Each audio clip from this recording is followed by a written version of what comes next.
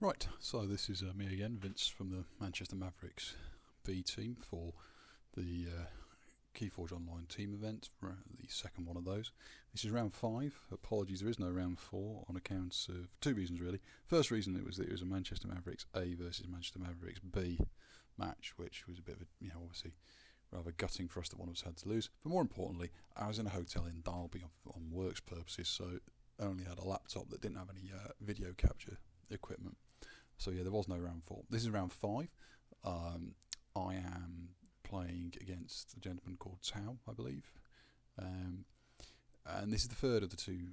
Sorry, the third of the matches. 2 have already been lost, so this is very much just for the honour of Manchester, and it's going to be Call of the Archon versus Call of the Archon. Me playing KOTE again. Tao's playing a very, in some ways similar. It's another kind of race deck, but it's got Dis instead of My Sanctum. I should also admit that, unlike previously, I'm not doing this commentary as I'm playing, because for some reason the commentary that I recorded as I was playing, the microphone didn't pick up, so this is me reviewing it. We're going to go at about twice speed, and I'll talk you through what happened in the game. And I won't give away what happened, even though it doesn't really matter, because the Manchester Mavericks are already out, or the B team is already out. So, yeah, here we go. KOTE versus Luxil or something like that. No, so Jackson, there we go. And yeah, I win, so I'm going to be going first.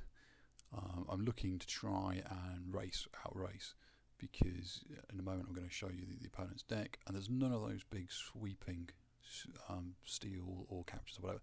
There's no doorstep, there's no dimensional graph, there's no too much to protect, so it's just amber as fast as I can. Looking at that starting hand, I liked having the VMOS because it's a counter to Fagin and Urchin.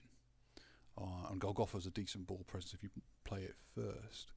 The Untamed is a bit lackluster, but if Golgotha sticks, then the Untamed second turn isn't too bad, because you play both the artifacts and then scout with Golgotha to attack whatever's there. So yeah, that's the plan. Let's play out Golgotha, see what comes back.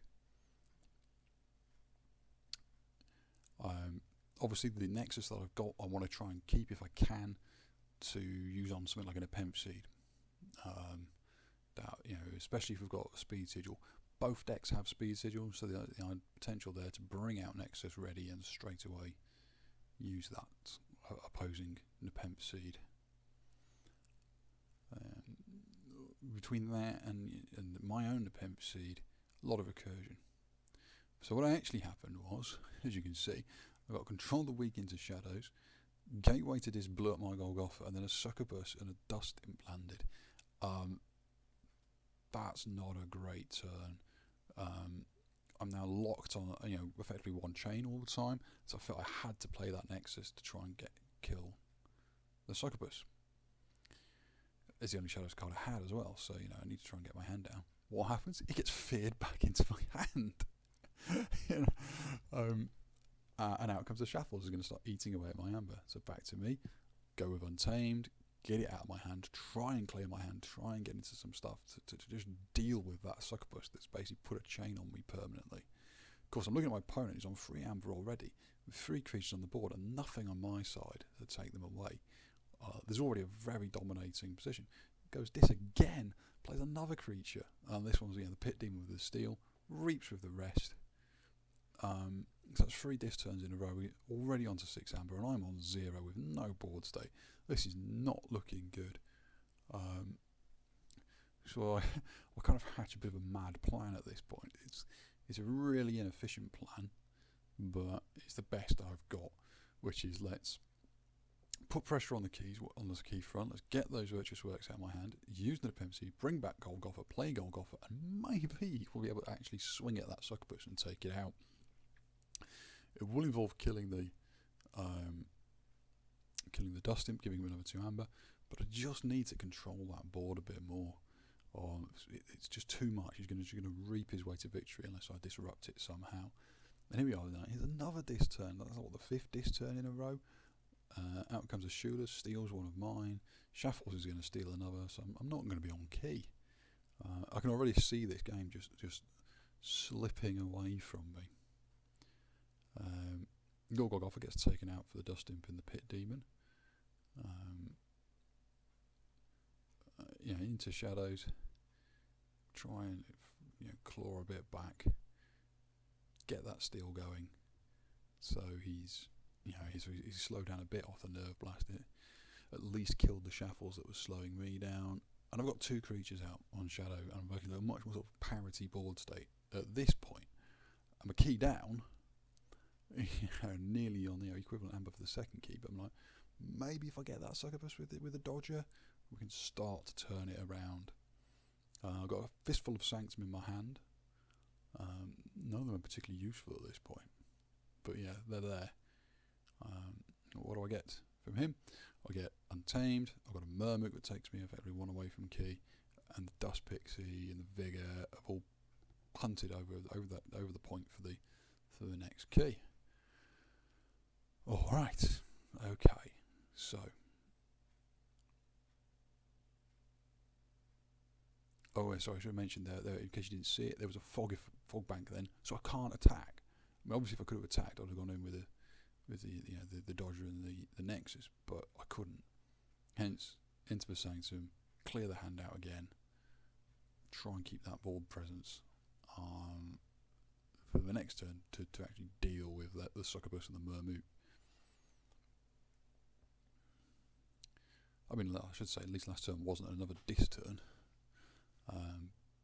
But yeah, the opponent's already on a second key. I'm threatening my first, but it's going to cost me 7 because of the Murmook. And yeah, I'm also looking at what's going to be my hopefully, I'm going to go into shadows. I'm going to go into shadows. Dodger will probably take out the Succubus, stealing me 1. Maybe the Nexus will kill the Murmook, or could just light out it away. Ghostly Hand, get me some amber, maybe get me towards that second key. So we're not completely out of the woods, but we're definitely on the back foot at this point. So what we've met was fear puts the Dodger back into my hand. So I Reap, and then the Shula takes out the Nexus. Then comes the Master of 2. So I get my key, which but I'm very much still playing chase. He's got 2 keys and 2 amber. We're nearly into the end game from him, so no easy boots. Put the 2 back into his hand that caused me difficulty, the Succubus and the Murmook. Play out the Dodger again, pass the turn. Of course, he only needs to get 4 amber, and you look at my hand, I've only got the capability to steal 1, either in Untamed off the Ritual if it goes down, or by swinging in with Dodger.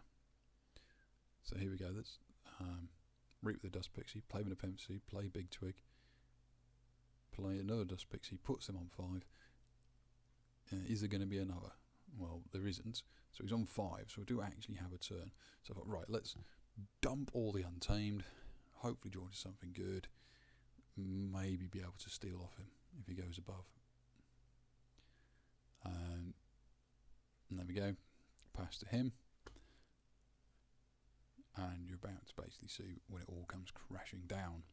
So, there's a big think here, a big pause.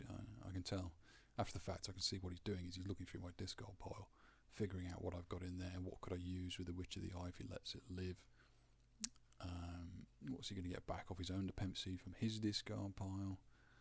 All these kind of decisions of how is he going to get basically 1 more amber and stop me, stealing him. Because he's obviously going to get that 1 more amber. I mean, he's got 4 on the table of Untamed that could Reap. He's got 2 dis that could Reap. In the end, he went dis, played out a Succubus, Reap with the Master of 2, Reap with the Shula, puts him on 7, and he's about to blow up the Nepemp Seed, gets back, control the weak, puts me into Sanctum. Because he's seen that in my discard pile, I've got nothing in my discard pile in Sanctum that's going to touch his amber. So there we go. That was it. Obviously at this point, I could fertility chant using the Witch of the Eye wild. But no, I just play out the cards. But it's all done. We're over. Flip the turn to him. Say good game. As I'm just typing there, that early disc board, five turns in a row of disc when he saw almost all of his discards. A lot of the control of it as well just ruined me. Couldn't get back from that, even no matter how fast I was racing. That board presence was just reaping his way to his keys. And that's it. That is unfortunately the last game of Manchester Mavericks B team in KOTE 2. We will probably be back for KOTE 3. Certainly the Manchester Mavericks will be. I think I will be. Don't know how many teams will field though. Don't know if I'll play KOTE again. KOTE was a really good deck in Call of the Archon. Was a good deck in Age of Ascension 2, but it's not been great against Worlds Collide. And when you start to get some of the more top flight decks that we've been seeing in KOTE in the latter rounds, there's too many dead cards in it. The cards that are good cards in it are very good cards, and it can race really quickly when it sees them. But things like the Smiling Roof, the Epic Quest, the Bear Flutes, these are all not great, and they don't really help the deck, and they slow it down by clogging your hands at times, which I think certainly versus the top flight decks, you just can't afford. And the big problem versus Worlds Collide is, of course, the Saurians.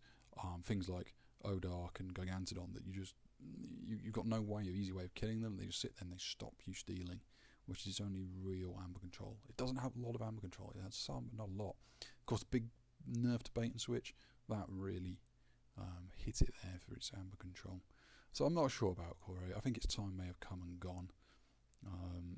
It's still a good deck, but I'm not sure it's a deck that can survive in this elimination format. Obviously, you've got 2 other team members, but yeah, I think it relies on getting lucky. And over the course of a tournament, you'll probably get lucky 2 out of 3 times. And if you're unlucky that 1 out of 3 times, and one of your teammates is unlucky, that's your team gone. So I'm not convinced I'll be using KOTE again. But anyway, yeah, so those of you who watched all, I think 4 of these videos, I hope they've been informative. I suppose fun. And we'll see you in KOTE 3.